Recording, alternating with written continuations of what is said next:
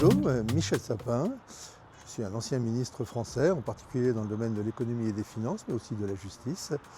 J'ai travaillé sur beaucoup de sujets, et en particulier sur la lutte contre les atteintes à la probité, de manière générale, et ce qu'on appellera plutôt la lutte contre la corruption.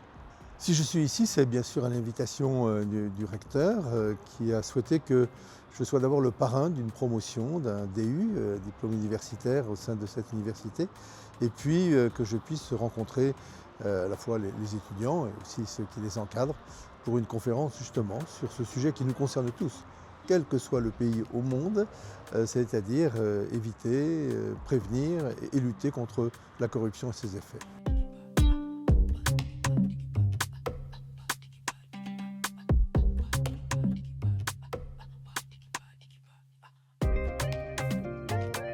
Quand je regarde les locaux, je me dis qu'il y a beaucoup d'étudiants français qui, s'ils venaient ici, seraient jaloux.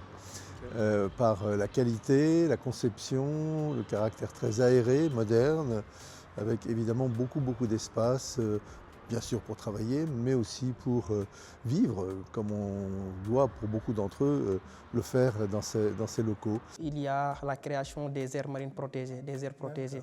Donc on a eu à voir que la création de l'érection de ces aires marines protégées ont permis la mangrove de se développer aujourd'hui. Michel Sapin a été 2 fois ministre de l'économie et des finances sous Mitterrand d'une part. Ça nous emmène loin. Et ensuite sous Hollande. Sous Hollande, c'est un peu plus proche.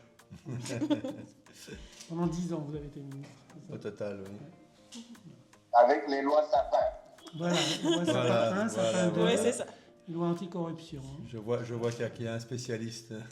Quant au personnel, on sent des personnels extrêmement différents dans leur origine, mais très unis dans cette volonté d'enseigner, d'encadrer, de faire progresser, y compris de faire progresser le français.